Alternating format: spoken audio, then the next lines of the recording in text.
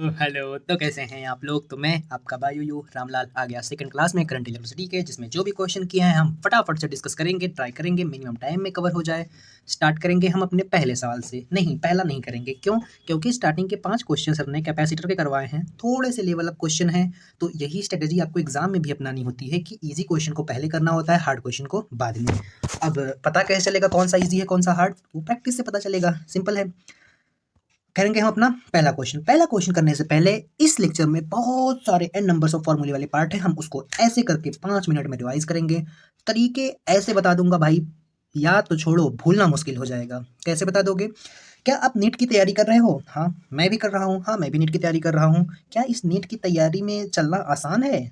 नहीं, बहुत मुश्किल है भाई। नीट की तैयारी हमको सच में रियल में सिखाती है कि हमको कैसे टाइम मैनेज करना है। सिंपली कैसे हमको 15 to 14 to 13 to 15 आवर एक चीज पर फोकस होकर काम करना है, ये सिखाती है नीट। तो इसमें चलना, नीट में चलना आसान नहीं है भाई।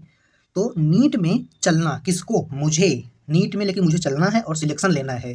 तो इसी से हमारा आएगा पहला फार्मूला। मैं स्टोरी नहीं बता रहा था, आपको फार्मूला सिखाने का कोशिश कर रहा था कि ये होता है कंडक्टिविटी। कंडक्टिविटी मतलब चलना। कंडक्टिविटी, इलेक्ट्रॉन का कंडक्शन हो रहा है, इलेक्ट्रॉन चल रहा है।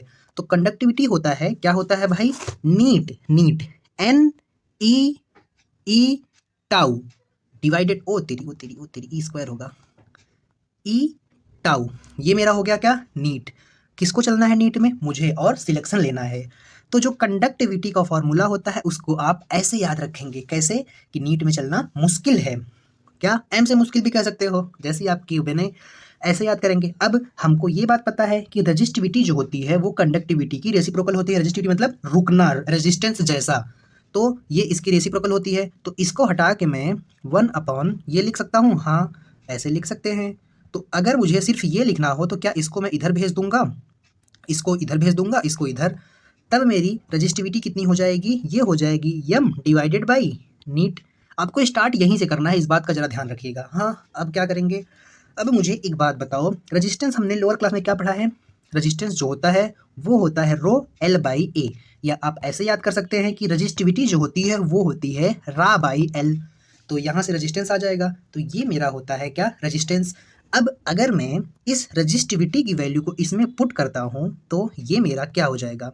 यम divided by N E E tau. Tau क्या है? Relaxation time. ई क्या है? इलेक्ट्रॉन। एन क्या है? नंबर। एम क्या है? मास। अब की ये हो गया। अब इसको पुट करो तो ये मेरा क्या है? सिंपली एल बाई ए। तो आप ऐसा कह सकते हैं ये मेरे रजिस्टिविटी, रेजिस्टेंस का फार्मूला आ गया। ठीक है, इसको क्या बोला जाता है? इसको हम बोलते हैं माइक्रोस्कोपिक। अच्छा ये वाला नहीं, ये तो सिर्फ रेजिस्टेंस है। अब हमको ये लोअर क्लासेस में पता है क्या? V is equal to I R होता है। हाँ V is equal to I R होता है। अब अगर मैं एक काम करूं, मैं I को एज इट इज रहने दूं, R को इसकी जगह पर पुट कर दूं, तो I into M into L divided by नीट इंटू ए। ये मेरा हो जाएगा क्या? ये मेरा हो जाएगा पोटेंशियल। तो ये क्या है? ये है microscopic form of Ohm's law. Microscopic form किसका? ओम्स लॉ का। V potential difference, I current, यम एल ये तो आप ऊपर से करते आ रहे हैं। अब ये बना कैसे? ये दो लोगों से मिलके बना है। हम रिवर्स फार्मूला याद करते हैं, स्टार्टिंग से नहीं क्योंकि स्टार्टिंग से टफ होगा। अब ये दो लोगों से बना है। I बराबर वेना। वेना कौन है? Vena drift velocity. ये यहाँ पर स्मॉल डी है, अब इसको इग्नोर कर देना क्योंकि करंट इलेक्ट्रिसिटी के स्टार्टिंग पार्ट में हम ड्रिफ्ट वेलोसिटी ही पढ़ते हैं, नॉर्मल वेलोसिटी नहीं पढ़ते। तो करंट बराबर होता है वीना, जहाँ पर ये ड्रिफ्ट वेलोसिटी है, ये इलेक्ट्रॉन है, ये नंबर है, ये एरिया है। ठीक है, अब आगे और एक चीज से मिलकर बना है क्या? ड्रिफ्ट वेलोसिटी जो होता है वो होता है टी। टीमा, माता। माता से माती बना दो, बस यही काम करो। नीचे एम ऊपर टी। टी एग्जैक्टली नहीं है, ये टाउ है। नीचे टी ऊपर टी। टी मतलब एक स्मॉल ई होगा और दूसरा वाला कैपिटल ई होगा। ये मेरा क्या है? Electric field. अगर मैं ई हमने पिछले क्लासेस में पढ़े हैं क्या होता है? V by L. तो अगर मैं इसको चेंज करना चाहूँ तो मैं ऐसे भी कर सकता हूँ कि ये ऐसे बन जाए। हाँ कर सकते हैं। तो इन्हीं दोनों में से इसकी और इसकी वैल्यू इक्वेट करके ही मैंने इसको फॉर्म किया है। ठीक है, अब एक चीज और पढ़नी है क्या? करंट डेंसिटी और मोबाइलिटी। अच्छा मोबाइलिटी क्या होती है? 2020 में सिंपल सा क्वेश्चन आया था। मोबाइलिटी इज इक्वल टू होती है drift velocity divided by electric field, और मैंने ये सवाल भी गलत किया था। ठीक, अब क्या? ये ड्रिफ्ट वेलोसिटी हो गई, ये इलेक्ट्रिक फील्ड हो गई, सिंपल। और एक चीज़ पढ़नी है, करंट डेंसिटी। आई जा, मराठी में माँ को क्या कहते हैं? आई, और हम उसको बोल रहे हैं जा, तो आई जा मतलब माँ को बोल रहे हैं आप जाओ, तो आई जा। और भोजपुरी में आई जा को क्या बोलते हैं? आई जा। आई जा मतलब पास आओ। तो अब जैसे याद करना चाहें याद कर सकते हैं। ये दोनों वेक्टर होते हैं, इसको बोलते हैं करंट डेंसिटी। ये भी वेक्टर, दो वेक्टर को डॉट लेंगे तो एक स्केलर आएगा, और आई स्केलर होता है हमको पता है। अब एक और चीज़, एक और फॉर्मूला इस पे है, क्या? जावन। जावन किसको कहते हैं पता है? भोजपुरी लैंग्वेज में जावन कहते हैं इनाकुलम को। माइक्रोब एंड ह्यूमन वेलफेयर में आप पढ़ेंगे कि जब हम दही बनाते हैं तो उसमें थोड़ा सा जावन डालते हैं, तो उसको क्या बोलते हैं? इनाकुलम। इनाकुलम में बोलते हैं, इनाकुलम में बोलते हैं, आई थिंक। बहुत दिन हो गया यार माइक्रोब पढ़े, रिवाइज करना है। इनाकुलम डालते हैं तभी दही, दूध का दही बनता है। दूध में, गर्म दूध में दही डाल, थोड़ा सा दही डालते हैं तो उसको इनाकुलम बोलते हैं। तो आप इसको ऐसे रखेंगे यार, जावन। क्या? जावन। तो ये डी ही है, जहाँ जहाँ पर वी होगा वो ड्रिफ्ट वेलोसिटी होगा। एक फॉर्मूला इसका और है, क्या? जे जो होता है वो कंडक्टिविटी इनटू इलेक्ट्रिक फील्ड होता है, और ये मेरा है vector form of Ohm's law. और एक छोटी सी चीज़ आपको और बतानी है, टेम्परेचर डायरेक्टली प्रोपोर्शनल होता है कंडक्टर के, इनवर्सली प्रोपोर्शनल होता है सेमी कंडक्टर के या इंसुलेटर के। अब क्या इसका? इसकी रजिस्टिविटी, इसकी रजिस्टिविटी, इसको आप याद रखिएगा। इसका ये मतलब कि जब टेम्परेचर बढ़ाएंगे तो इसकी कंडक्टर की रजिस्टिविटी बढ़ेगी, लेकिन सेमी कंडक्टर की रजिस्टिविटी घटेगी। अब रेजिस्टेंस डायरेक्टली प्रोपोर्शनल होता है कंडक्टिविटी, रजिस्टिविटी सॉरी, तो इसका आर भी बढ़ेगा और इसका आर कम होगा। तो ये इसीलिए इन्वर्स प्रोपोर्शनल है, ये डायरेक्ट प्रोपोर्शनल है। तो हम जब टेम्परेचर बढ़ाने पर जिसका रेजिस्टेंस बढ़ता है उसका जो एक कोएफिशिएंट होता है अल्फा, वो पॉजिटिव होता है, और जिसका रेजिस्टेंस घटता है टेम्परेचर बढ़ाने पर उसका निगेटिव होता है। नीट 2020 या 21 में पीवाईक्यू आ चुका है, हम आगे करेंगे भी। अब 10 मिनट होने वाले हैं, हमारा सारा थ्योरी एक एक करके रिवाइज हो गया। अब हम फटाफट से चुटकी बजाते हुए क्वेश्चंस करेंगे, वो भी स्पीड ऑफ लाइट के फॉर्म में। करंट डेंसिटी हमको दिया है, करंट डेंसिटी हमको दिया है एमएम में दिया है, याद रखो। और एरिया दिया है, करंट डेंसिटी दिया है, एक सेकंड, एरिया दिया है, जे दिया है, तो आई बताना है। तो आई क्या होता है भाई? जा होता है, जा। वेक्टर का डॉट करना क्या हमने वर्क में बहुत अच्छे से सीखा था? हाँ, तो यहाँ पर लिखेंगे 2i प्लस 3j, इसको करेंगे ब्रैकेट के अंदर, फिर यहाँ पर करेंगे 3i प्लस 4j, और जब दो वेक्टर का मल्टीप्लाई करते हैं तो i के साथ i वाला करते हैं और i हो जाता है खत्म। तो 3 दूनी 6, j का j के साथ 3 चौक 12, तो यहाँ पर हो जाएगा प्लस 12 और ये हो जाएगा 12 6 18 माइक्रो एम्पियर हो जाएगा। क्यों माइक्रो? क्योंकि देखो ये एरिया है, ये एरिया है मीटर mm स्क्वायर में, इसीलिए ऐसा हुआ। आगे चलेंगे, अगला क्वेश्चन। अब देखो ये अच्छा सवाल है। अच्छा सवाल क्यों है? इसको आप रिलेट करो इक्वेशन ऑफ कंटिन्यूटी में पाइप से। जब हम पानी में पाइप की मुंह पतला कर देते हैं तो क्या पानी कम जाता है? नहीं, पानी उतना ही जाता है, लेकिन उसकी स्पीड बढ़ जाती है, और जहाँ पर मोटा होता है उतना ही पानी जाता है, लेकिन स्पीड कम हो जाती है। तो जो हम पढ़े थे, एरिया जो होता, rate of volume flow constant होता है, ये होता है AV। वैसे ही यहाँ पर जब ये होगा ये, तो मुझे V का रिलेशन बताना है। तो VD, एक चीज़ मैं आपको बताना भूल गया, अगर मैं मिटाया नहीं रहूँगा, मैंने मिटा दिया, छी ससुर। एक चीज़ आपको बताना था यहाँ से, कि जो मैंने बताया था कि जो I होता है वो होता है जा, पहली चीज़। दूसरी चीज़ कि जो जा होता है वो होता है वेन, VEN। तो यहाँ से हम ये कह सकते हैं कि जो J है वो डायरेक्टली प्रोपोर्शनल है VD के, पहली चीज़। पहली चीज़। दूसरी चीज़, जो J है वो A के इनवर्सली प्रोपोर्शनल है, इस चीज़ को याद रखिएगा, भूलना मत। अब जब हम ये क्वेश्चन करेंगे, कौन सा वाला कहाँ गया भाई? ये वाला।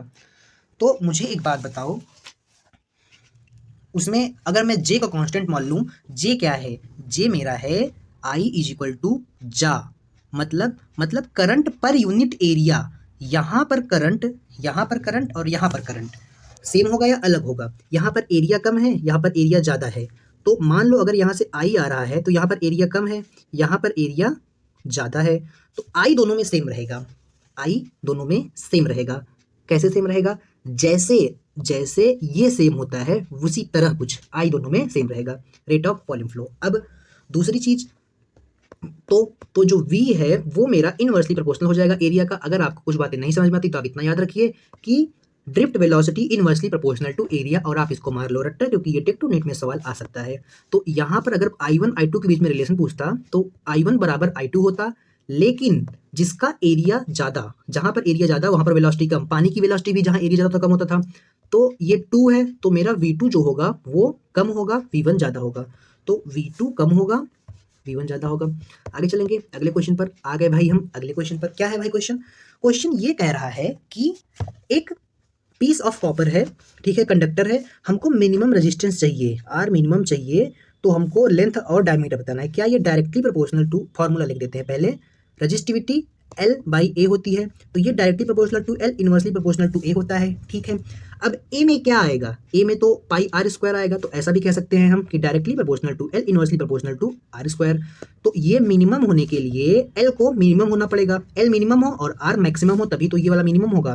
तो L R बराबर है, L मिनिमम हो, ये तो बड़ा है, L मिनिमम है, R देखो मैक्सिमम है, 2D है, L तो मिनिमम भी नहीं है, तो ये वाला मेरा डायरेक्ट आंसर हो जाएगा। R मिनिमम होने के लिए ये कंडीशन सबसे अच्छी है। आगे चलेंगे। एक वायर है जिसका रेजिस्टेंस X है, उसको ड्रॉन किया। अब देखो ये चीज़ मैंने आपको आई थिंक नहीं बताई, अभी बता देता हूँ। देखो रेजिस्टेंस, देखो दो चीज़ हम पढ़ेंगे, एक एरिया कांस्टेंट होगा, एक वॉल्यूम कांस्टेंट होगा। जब एरिया कांस्टेंट होगा तो तब क्या होगा? तो रेजिस्टेंस जो है वो सिर्फ आर के डायरेक्टली एल के प्रोपोर्शनल होगा, इनवर्सली ए के। देखो एरिया वॉल्यूम से तो छोटा ही होता है, जैसे इसके पास L2 की डायमेंशन है, इसके पास L3 की डायमेंशन है, तो ये तो बड़ा हो गया, ये छोटा है। तो ऐसा कह सकते हैं कि इसीलिए यहाँ पर सिर्फ L स्क्वायर, L आया और A आया, लेकिन जो वॉल्यूम कांस्टेंट होगा तो ये हो जाएगा L square by A square. बस आप इस बात को ध्यान रखना अपने मन में। कैसे? मैं खुद हमेशा कंफ्यूज होता था, तो मैंने ऐसे ट्रिक निकाला कि वॉल्यूम बड़ा होता है, तो वॉल्यूम बड़ा होता है तो इसलिए L स्क्वायर और A स्क्वायर आ जाएगा, और एरिया छोटा होता है तो सिर्फ L और A आएगा। ये कहाँ से आया भाई? ये यहाँ से आया। कहाँ से? यहाँ से। अब तब इसमें स्क्वायर कैसे आ गया? इसमें स्क्वायर ऐसे आ गया कि हम वॉल्यूम को चेंज वेंज करेंगे तो आ जाएगा। आपको कोई नीड नहीं है रिमेंबर करने की, जितना बता रहा हूँ उतना रिमेंबर कर लेंगे, सारे क्वेश्चन बन जाएंगे, आई प्रॉमिस। अब अगर आपको पहचानने आना चाहिए वर्ड्स को कि इसका मतलब क्या होगा। अगर वायर का रेजिस्टेंस X है, उसको ड्रॉन किया, ड्रॉन मतलब खींचा, तो उसकी लेंथ बढ़ गई। ऐसे जैसे एक वायर था, इसको ऐसे तान दिया, ऐसे इसको तान दिया, मैं तान दूंगा तो ये टूट जाएगा क्योंकि इसमें इसकी इलास्टिसिटी कम है, तो उसकी वॉल्यूम कांस्टेंट रहेगी, ठीक है। अगर वॉल्यूम कांस्टेंट है तो हमको इस पे ध्यान देना है। तो उसकी लेंथ जो है वो डबल कर दी, मतलब 2 टाइम्स कर दी ओरिजिनल लेंथ कंपेयर में, तो नया रेजिस्टेंस जो है वो 20 ओम हो गया। तो X कितना होगा?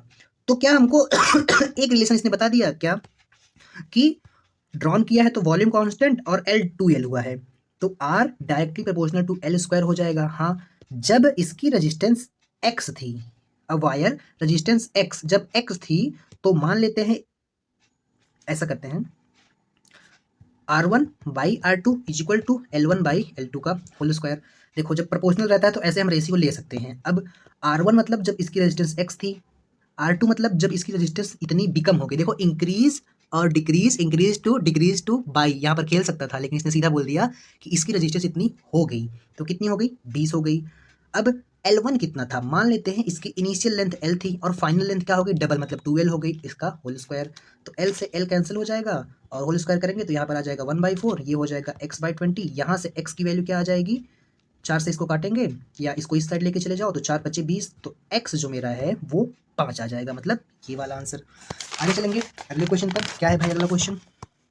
अगला क्वेश्चन थोड़ा सा उससे अच्छा, ज़्यादा नहीं, थोड़ा सा।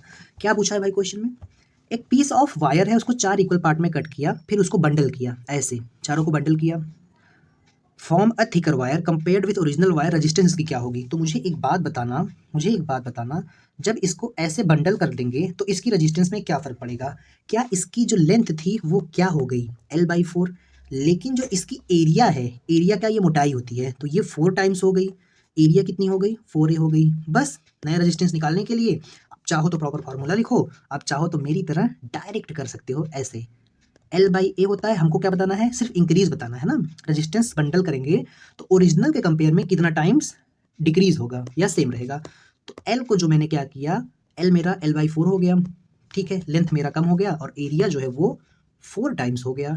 तो अब इसको जब सॉल्व करेंगे तो नीचे वाला जो रहता है ये यहाँ पर आ जाता है, तो L/4 × 4A हो गया। तो क्या मेरा ये L/16A हो गया? हाँ। अब ये वाला L/A तो पुराने वाले का था, तो उसकी जगह पर हम R लिख सकते हैं, तो ये लगभग 1/16 टाइम्स उसका R एक तरह से कम होगा। तो 1/16 कौन से ऑप्शन में है? ये वाले ऑप्शन में है।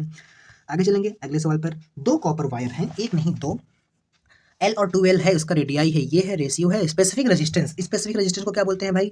रजिस्टिविटी को ही स्पेसिफिक रेजिस्टेंस बोलते हैं, और ये किसी पर डिपेंड नहीं करती, ये मटेरियल की प्रॉपर्टी होती है। तो दोनों कॉपर के ही वायर हैं, इसीलिए दोनों का स्पेसिफिक रेजिस्टेंस सेम होगा। आगे चलेंगे। दो वायर हैं ए और बी सेम मटेरियल के, मतलब उनकी ये स्पेसिफिक रेजिस्टेंस या रेजिस्टिविटी सेम होगी। रेडियस का रेशियो मुझे दे दिया R1/R2, मुझे दे दिया 1/2। करंट का रेशियो दे दिया I1/I2 4:1। तो ड्रिफ्ट वेलोसिटी का मुझे पूछ रहा है रेशियो क्या होगा। क्या हमने एक फॉर्मूला पढ़ा था अभी अभी, I बराबर V ना? हाँ पढ़ा था। अगर मैं ए को आर के टर्म्स में कन्वर्ट करूं तो क्या आई बराबर वी आर स्क्वायर हो जाएगा? हाँ, मुझे इसी का रेशियो बताना है। तो अगर मैं प्रोपोर्शनैलिटी साइन देखूं तो क्या मेरा V D directly proportional to I है और inversely proportional to R square? हाँ, तो हम एक काम कर सकते हैं, क्या V1/V2 जो होगा वो मेरा होगा I1/I2, और नीचे R2 है तो ये हो जाएगा R2 ऊपर R1 नीचे, इसका स्क्वायर हो जाएगा। ठीक है, हो गया। अब I1/I2 का मुझे रेशियो कितना दिया है क्वेश्चन में? 4 दिया है, तो मैं इसकी जगह पर 4 पुट कर दूंगा। R1/R2 का 1/2 दिया है, लेकिन जो हमने लिखा है वो R2/R1 है, तो हम क्या करेंगे यहाँ पर 2/1 करेंगे, इसका होल स्क्वायर। तो ये 4 हो गया, ये 2 दूनी 4 हो गया, और ये हो गया मेरा 4 चौक 16। तो इसका जो रेशियो होगा वो 16:1 आ जाएगा। नीचे देखो 16 है, ये मैं V1/V2 ही तो लिखा हूँ। हाँ, तो 16:1 मेरा पहला वाला ऑप्शन है। आगे चलेंगे अगले सवाल पर। एक कॉपर वायर है, उसको स्ट्रेच किया। देखो अब स्ट्रेच करने पर क्या होता है, स्ट्रेच करने पर भी मेरी जो वॉल्यूम है वो सेम रहती है। रेडियस को ऐसे डिक्रीज किया तो परसेंटेज इंक्रीज इन रेजिस्टेंस कितना होगा? क्या ये स्मॉल चेंज है? हाँ, हम इसमें एरर वाला मेथड लगा सकते हैं। उसके लिए आपको एक और चीज़ पता होनी चाहिए, वॉल्यूम कांस्टेंट है और रेडियस दिया है, तो आर जो है वो inversely proportional to A square होता है जब वॉल्यूम कांस्टेंट होती है। हाँ, तो हम ऐसा कह सकते हैं कि R inversely proportional to R के पावर 4 होगी। क्यों? एरिया जो होती है पाई आर स्क्वायर होती है, हम प्रोपोर्शनैलिटी साइन ही देखेंगे। ठीक है, तो अगर मैं इसको एरर वाले मेथड को यूज करूँ तो ऐसे लिख सकता हूँ R1/R2 मल्टीप्लाई बाई 100, ये मेरा हो गया percent change, is equal to power जो है वो बाहर आ जाती है और ये हो जाएगा इनवर्स है, तो ऊपर R2 चला जाएगा, नीचे R1, ये हो गया। अब इसमें मल्टीप्लाई कर देंगे 100 का, तो ये हो जाएगा परसेंटेज चेंज। अब हमको क्वेश्चन में क्या दिया है, ध्यान देना, हमको क्वेश्चन में दिया है कि रेडियस 0.1% डिक्रीज हो रहा है, मतलब इस पूरे की वैल्यू परसेंट में दी है 0.1, तो 4 का मल्टीप्लाई करेंगे 0.1 से, तो रजिस्टेंस में जो डिक्रीज होगा वो 0.4% का होगा। तो कौन सा वाला ऑप्शन हो जाएगा? थर्ड वाला। आगे चलेंगे अगले सवाल पर। Flow of electron, number of electron दे दिया हमको, दे दिया। कंडक्टिंग वायर के थ्रू 1994 का सवाल है, हमको बताना क्या है, अ फ्लो ऑफ इलेक्ट्रॉन पर सेकंड, एक सेकंड में, तो करंट बताना है। करंट होता क्या है? Q is equal to I T. तो मेरा जो I है वो मेरा हो जाएगा Q/T। Q की वैल्यू कैसे लिखेंगे? Q क्या होता है? NE, number of electron into E divided by T। अब टाइम कितना दिया था क्वेश्चन में? 1 सेकंड। नंबर ऑफ इलेक्ट्रॉन कितना है? 10⁻⁷, और एक इलेक्ट्रॉन को क्या लिखते हैं हम? 1.6 इंटू 10⁻⁻19। इसको जब सॉल्व करेंगे तो 10⁻19 को 7 खाएगा, तो 19 में से 7 को घटाएंगे तो कितना आ जाएगा? 10⁻12, और ये मल्टीप्लाई होगा 1.6 से। तो ऐसा वाला आंसर मेरा होगा। कौन सा वाला आंसर है? फर्स्ट वाला। आगे चलेंगे। Specific resistance of conductor, specific resistance मतलब रेजिस्टिविटी ऑफ कंडक्टर कैसे इंक्रीज होगी? टेम्परेचर को बढ़ाने पर, क्रॉस सेक्शन एरिया को बढ़ाने पर, या क्रॉस सेक्शन एरिया और लेंथ, क्रॉस सेक्शन एरिया को इंक्रीज करने पर, लेंथ को डिक्रीज करने पर, decrease in cross section area करने पर, क्या करने पर होगी बताओ? अपना दिमाग लगाओ। मैंने पहले ही बताया था, ये जो होता है वो मटेरियल के लिए कांस्टेंट होता है, और नॉर्मली हम लिखते भले हैं कि R is equal to L/A, लेकिन ये होती है RA/L। ये ना इसमें से एरिया पे डिपेंड करती है, ना लेंथ पर, ना R पर, ये टेम्परेचर पर डिपेंड करती है। मैंने बताया था, है क्या? कंडक्टर है, तो कंडक्टर के लिए मैंने बताया था टेम्परेचर बढ़ाने पर इसकी रेजिस्टिविटी बढ़ जाती है, तो इंक्रीज टेम्परेचर करने पर आ जाएगा आंसर। और सेमी कंडक्टर में क्या होगा? टेम्परेचर इंक्रीज करने पर उसकी रेजिस्टिविटी घट जाएगी। आगे चलेंगे अगले सवाल पर। ये देखो सवाल जो मैंने बताया था आपको, मोबाइलिटी वाला। मोबाइलिटी क्या होती है? वो होती है drift velocity divided by electric field. Drift velocity कितनी है? 7.5 into 10⁻⁻4 divided by electric field कितनी है? 3 इंटू 10⁻10। तो 10⁻10 ऊपर जाएगा। अभी इसको मारते हैं गोली, आंसर 2.5 वाला होगा, सब में 2.25 है। छोड़ो उसको, पावर से हमारा काम बन जाएगा। ऑप्शन देखो, समझ में आ जाएगा। ये 10⁻10 ऊपर जाएगा तो 10 - 4 हो जाएगा, तो 10⁻⁻6 वाला मेरा आंसर आएगा। तो 10⁻⁻6 वाला आंसर मतलब ये वाला। आगे चलेंगे अगले सवाल पर।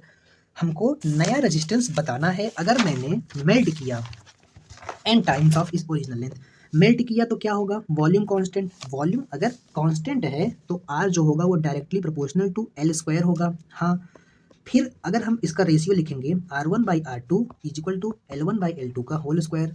जब जब रेजिस्टेंस R है तो लेंथ मान लेते हैं L है, रेजिस्टेंस R1 है तो लेंथ मेरा L है। जब रेजिस्टेंस R2 हुआ तो n times of it original length, n times of length increase हुई, तो n इंटू यल कर लिया इसका होल स्क्वायर। तो यहाँ से क्या मेरा L से L कैंसिल हो गया, हाँ बचा क्या, R1/R2 is equal to 1/n²। तो हम ऐसा कह सकते हैं कि R2 जो होगा वो इनिशियल रेजिस्टेंस के n² टाइम्स मल्टीप्लाई करेंगे तो आ जाएगा। हम इसको ऐसे भी लिख सकते हैं कि R डैश जो होगा वो R इंटू n² होगा। आप इसको याद कर लीजिएगा, आगे बहुत काम आने वाला है। कैसे काम आएगा अभी देखेंगे। देखो आ गया क्वेश्चन। वायर की रेजिस्टेंस 4 है, उसको स्ट्रेच किया ट्वाइस ओरिजिनल लेंथ की, मतलब 2L किया L को, मतलब L को 2L किया, तो यहाँ पर N की वैल्यू कितनी है, दोगुना, N की वैल्यू 2 है। तो रेजिस्टेंस स्ट्रेच वायर का क्या होगा, तो हम डायरेक्ट लिख सकते हैं, पिछले क्वेश्चन में किया कि R dash is equal to n²। n square की वैल्यू कितनी है, 2 है, तो 2 का स्क्वायर इंटू R, ये हो जाएगा 2 दूनी 4, ये हो गया मेरा R। तो पुराना रेजिस्टेंस कितना था, 4 ही था, तो 4 × 4 कितना हो गया, 16 हो गया। तो 16 वाला मेरा आंसर हो जाएगा। आगे चलेंगे। इस क्वेश्चन को थोड़ा सा कॉम्प्लेक्स है, लेकिन आपको एक चीज़ बस याद रखनी है कि रेजिस्टेंस डायरेक्टली प्रोपोर्शनल टू होगा L स्क्वायर के, इनवर्सली प्रोपोर्शनल होगा मास के। आप इसको क्या करेंगे, MR रट्टा, आप इसको MR रट्टा करेंगे, ठीक।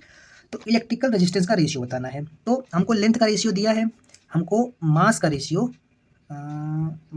वायर ऑफ कॉपर, अच्छा मास का रेशियो पहले दिया है, बाद में हमको लेंथ का रेशियो दिया है।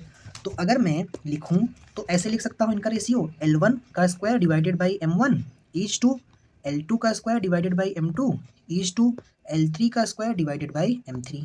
तो L1 कितना है, 5 है मेरा सिंपली, M1 कितना है, 1 है, M1 1 ही है ना, हाँ ये देखो।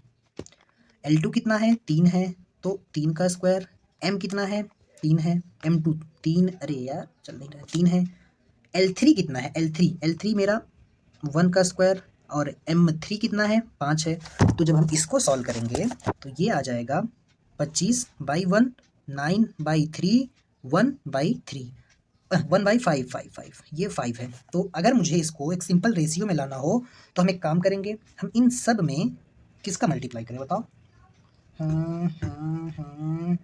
5 का मल्टीप्लाई कर देते हैं, ये तो कैंसिल हो जाएगा, 3 3 9। अब इसमें हम 5 का मल्टीप्लाई करेंगे तो ये इससे मल्टीप्लाई होकर बना लेगा 125 इच टू, ये इससे मल्टीप्लाई होकर बना लेगा 15, और ये इससे मल्टीप्लाई होकर बना लेगा 1। तो 125 15 1, 125 15 1, मतलब ये वाला मेरा आंसर हो जाएगा। इसको आप याद रख लीजिएगा। आगे चलेंगे अगले सवाल पर। अगला सवाल क्या है भाई, अगला क्वेश्चन है हमारा कि electrical resistance of certain wire of iron is R। Electrical resistance एक सर्टन वायर है जिसकी R है, अगर मैं लेंथ और रेडियस दोनों को डबल करता हूँ तो क्या होगा। तो specific resistance half, specific resistance remain unchanged, ये तो नहीं होगा क्योंकि ये तो मटेरियल पर डिपेंड करता है, R और L पर नहीं। ये भी नहीं होगा ऑप्शन, आप हमेशा यहाँ से ऑप्शन काटा करो, यहाँ से, क्योंकि यहाँ के काटने की वजह से मेरे नीट में 2 सवाल गलत हुए थे। बस इतना समझ लीजिएगा कि ये चीज़ें छोटी छोटी कितना मैटर करती हैं। दोनों अनचेंज होगा, ये सही है। अब रेजिस्टेंस जो है वो डायरेक्टली प्रोपोर्शनल टू L को भी इसने 2L कर दिया, ठीक है, L कर दी, L कर दिया, रेडियस को भी 2R कर दिया, तो नीचे R स्क्वायर होगा क्योंकि एरिया है, तो 2R स्क्वायर, तो ये हो जाएगा 2L/4R। तो इसको इससे काटेंगे तो ये आ जाएगा L/R 1/2, मतलब आधा होगा, तो कौन सा वाला ऑप्शन सही होगा, R/2। अनचेंज स्पेसिफिक रेजिस्टेंस तो सेम नहीं रहेगा, तो ये वाला होगा। आप ऐसे भी कह सकते थे कि रेजिस्टेंस तो सेम नहीं रहेगा, ये तो चेंज होगा ही। अब मुझे इस ग्राफ में ये बताना है कि कौन सा प्रोपोर्शन निगेटिव रेजिस्टेंस को बता रहा है। किसका ग्राफ है, I और V का, V is equal to IR होता है, हाँ। तो क्या मैं कह सकता हूँ R is equal to V/I, हाँ कह सकते हो, लेकिन ये VI का ग्राफ नहीं है, IV का ग्राफ है, तो कोई दिक्कत नहीं है उससे। हमको एक कंसेप्ट पता है क्या, कि ये स्लोप है, और अगर स्लोप निगेटिव होगी तभी ये R भी निगेटिव होगा। स्लोप निगेटिव कब होती है, हमने बहुत अच्छे से पढ़ा है, जब थीटा ग्रेटर देन 90 डिग्री हो। अब आते हैं ए बी पोर्शन पर। क्या ए बी पोर्शन में ये 90 से ज़्यादा है? नहीं। क्या बी सी पोर्शन में ये 90 से ज़्यादा है? नहीं, ये 90 ही है कह सकते हैं। क्या सी डी पोर्शन में अगर मैं टेंजेंट मारूं, ऐसे टेंजेंट मारा जाता है, तो क्या ये 90 से ज़्यादा है? हाँ, ये देखो, ये लगभग 120 के आसपास है। तो सी और डी वाले पोर्शन का जो रेजिस्टेंस होगा वो निगेटिव होगा। आगे चलेंगे अगले सवाल पर। अगला क्वेश्चन क्या है? सॉलिड जिसका निगेटिव निगेटिव टेम्परेचर कोएफिशिएंट हो। बताओ बताओ, इस बार नीट में ये सवाल पक्का आएगा भाई, पता नहीं क्या प्यार है इनको। सेमीकंडक्टर में भी है ये टॉपिक और करंट में भी है।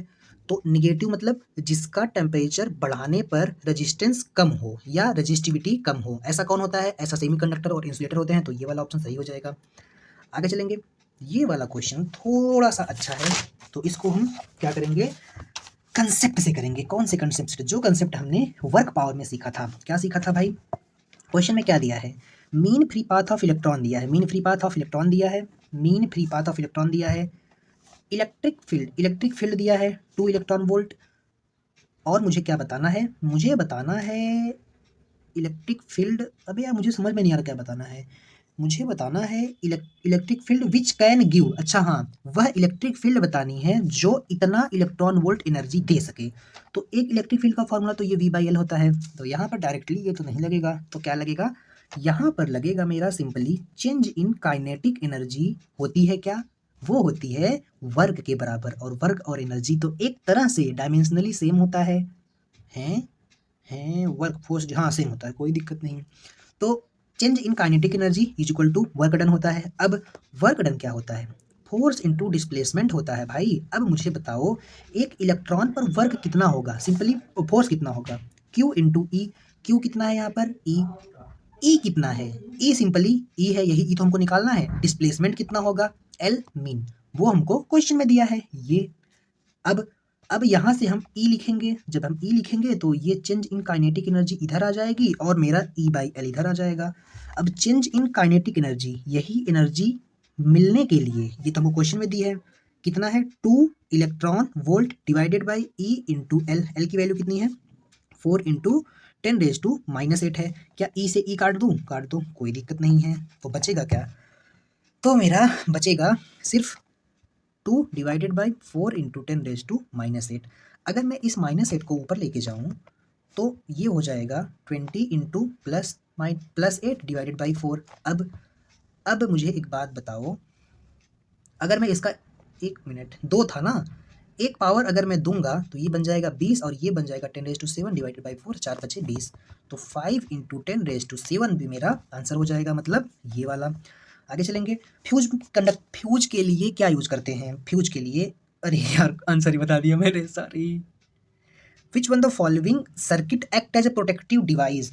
आपके घरों में वो जो बोर्ड दिख रहा है वो मीटर के नीचे, तो उसमें एक देखो लाल कलर की बत्ती में से फ्यूज निकाल, जिसको हम निकाल सकते हैं लगा सकते हैं, उसी को फ्यूज बोलते हैं। तो वही फ्यूज के अंदर एक कॉपर वायर रहता है। जब कोई प्रेशर करंट या वोल्टेज ज़्यादा हो जाता है तो वही वायर गल जाता है, पूरी इलेक्ट्रिसिटी बंद हो जाती है, ताकि कोई और नुकसान ना हो। ठीक, आगे चलेंगे अगले क्वेश्चन पर। 3 वायर हैं, 3 वायर हैं, क्रॉस सेक्शन एरिया इतना इतना इतना है। रेजिस्टेंस मिनिमम कब होगा? तो आर को मिनिमम करना है। R directly proportional to L, inversely proportional to A. तो एल को मिनिमम होना पड़ेगा। ये ज़्यादा है तो ये तो पहले गया, ये कम है तो ये मेरा कम हो और ये ज़्यादा हो, तब क्या हो जाएगा? ये मेरा मिनिमम आ जाएगा। तो इसमें तो ये ज़्यादा है ये कम है, दोनों एक दूसरे को काट लेंगे, नहीं सही है। इसमें दोनों बराबर है, नहीं सही है। तीसरे वाले में देखो, ये कम है और ये ज़्यादा है, मतलब ये L जो है वो L/2 है, मतलब कम ही है, और A जो है वो डबल है। तो ये मेरा बेस्ट पॉसिबल आंसर होगा। तो वायर ऑफ क्रॉस सेक्शन जिसका एरिया 2A है। सर इसमें तो ऑप्शन ही नहीं दिया L/2 वाला, देना चाहिए था। अब एक क्यूब जैसा चीज़ है, अगर मेरा जो करंट है वो ऐसे पास कर रहा है इसमें से, जिसकी लेंथ है C, ब्रेथ है B और इसके नीचे वाले की चौड़ाई है A, जितना इसको ट्रैवल करना है। तो अगर करंट शेडेड एरिया से ऐसे पास कर रहा है तो हमको रेजिस्टेंस बतानी है। तो रेजिस्टेंस होती क्या है? ये होती है, अच्छा इसकी स्पेसिफिक रेजिस्टेंस दे दी है, तो ये होती है L/A।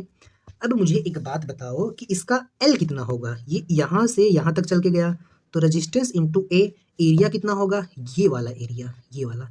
तो लेंथ इंटू ब्रेथ मतलब C इंटू B, मतलब C इंटू B, ये इसका हो जाएगा रेजिस्टेंस।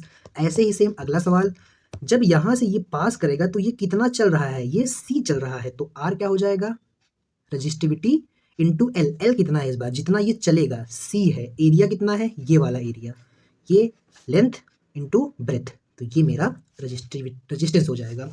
आगे चलेंगे अगले सवाल पर। अगला क्वेश्चन क्या कह रहा है भाई, अगला क्वेश्चन मेरा ये कह रहा है कि अगर ये ऐसे सिंपली यहाँ से करंट पास हो रहा था इसके थ्रू, तो मेरा जो रेजिस्टेंस था ये था।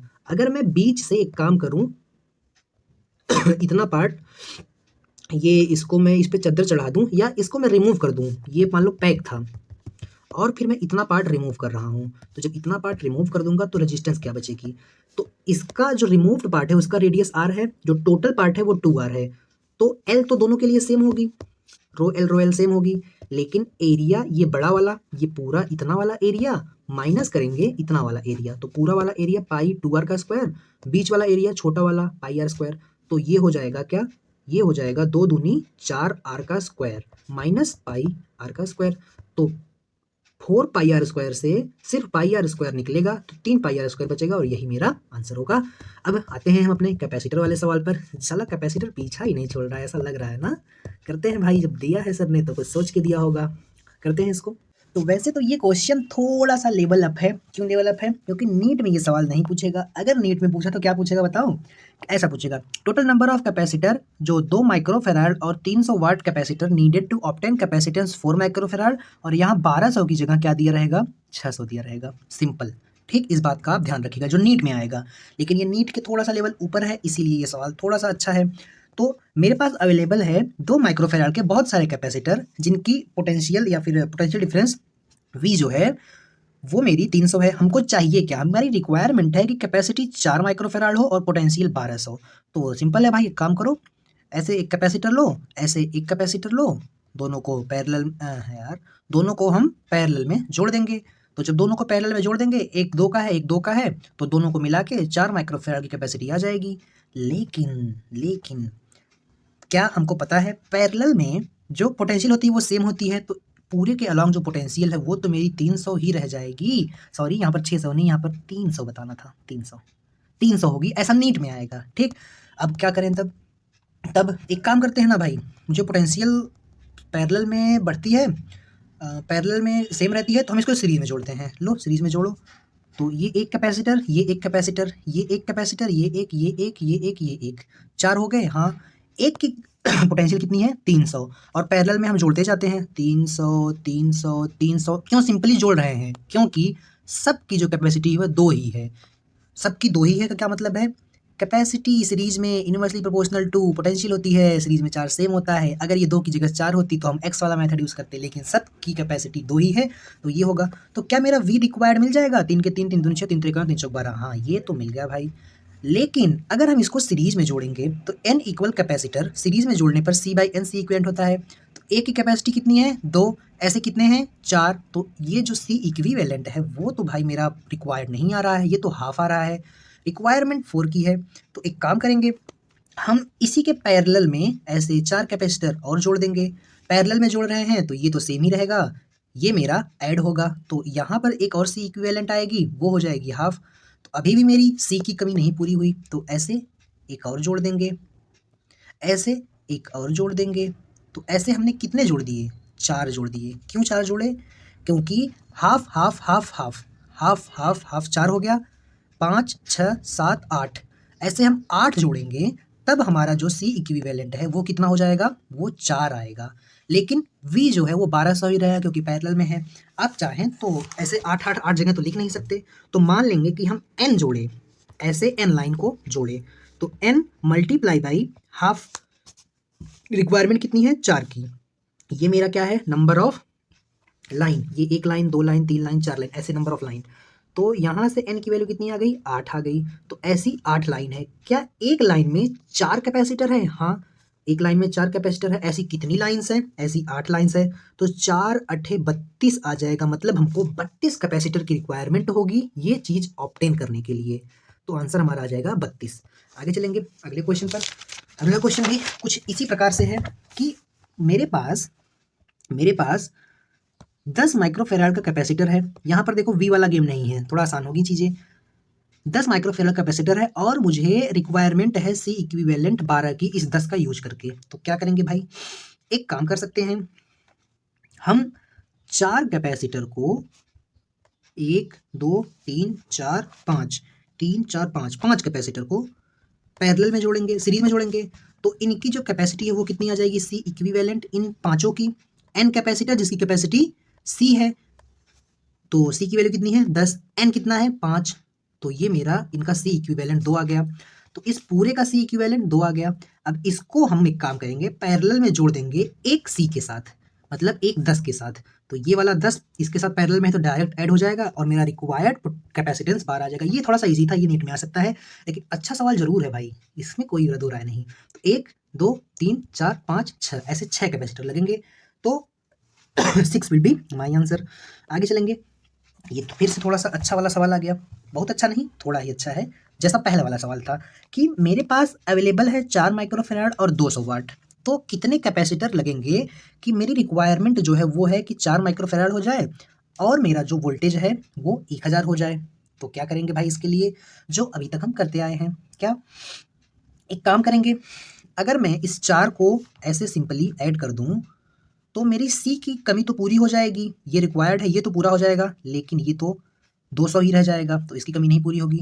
तो पहले हम एक काम करेंगे, वी की कमी को पूरी करेंगे, उसके बाद सोचते हैं।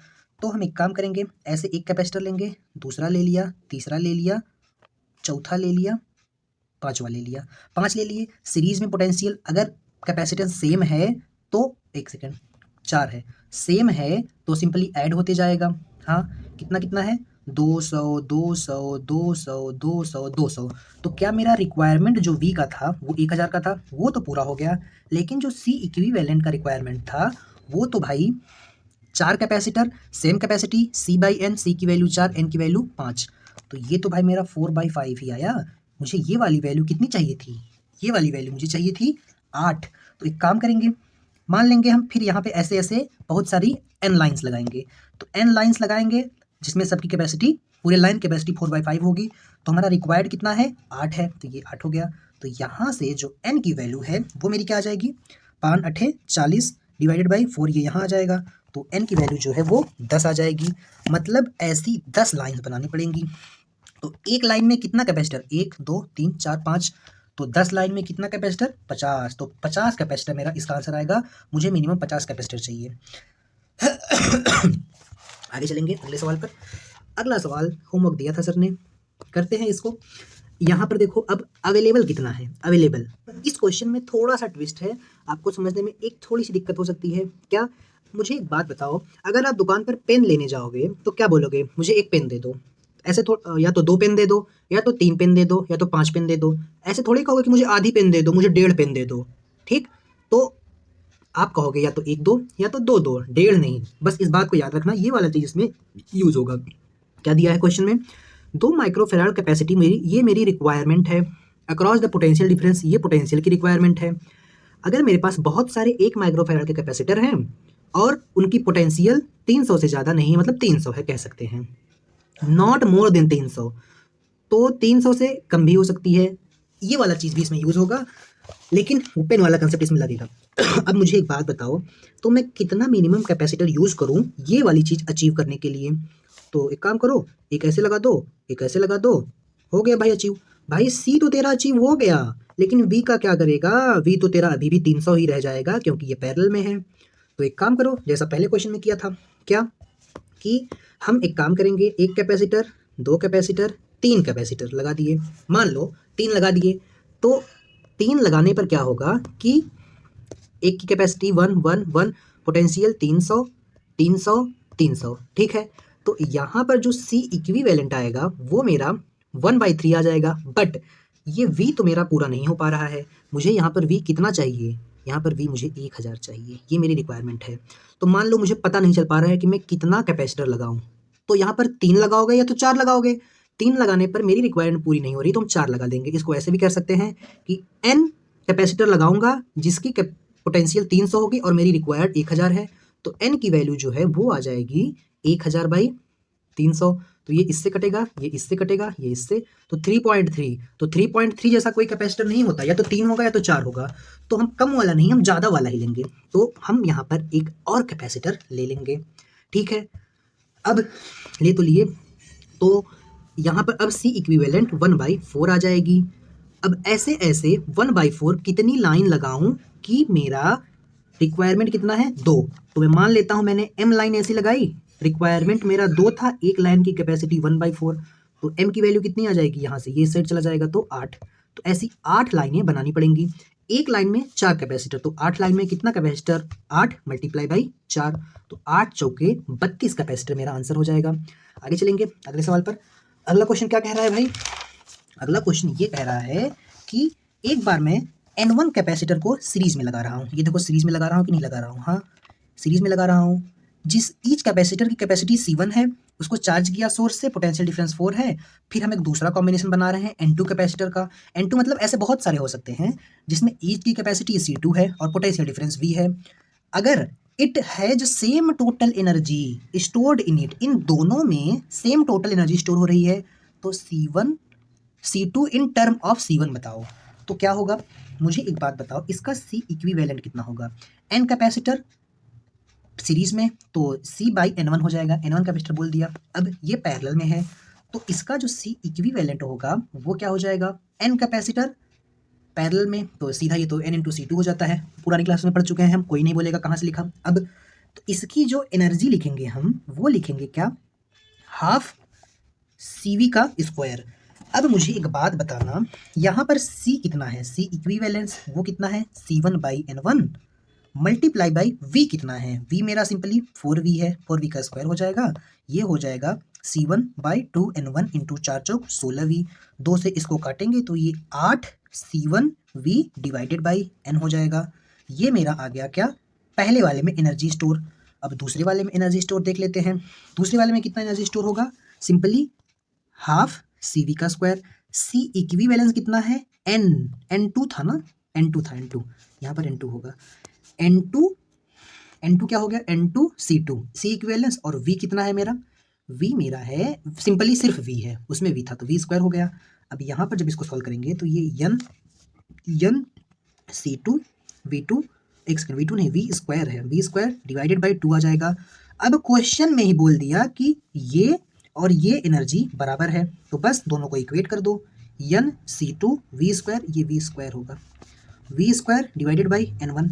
तो जब इन दोनों को इक्वेट करेंगे तो क्या V स्क्वायर से V स्क्वायर कैंसिल हो जाएगा, मुझे C2 बताना था इन टर्म ऑफ C1, तो C2 को यही रहने दो, और ये N2 है, ये 2 है, ये 2 है, यहाँ पर ये N2 है। ठीक है, अब इस 2 को इधर लेके चले जाओ तो ये कितना बना देगा इसको, 16 C1 डिवाइडेड बाई N1 पहले से था, N2 यहाँ आ जाएगा, तो N1 × N2, और ये कितना हो गया C2। तो ये भी एक बेहतरीन सवाल था, नीट में ऐसे सवाल नहीं आने वाले हैं। मिलते हैं हम अगली क्लास में, तब तक के लिए ओके बाय।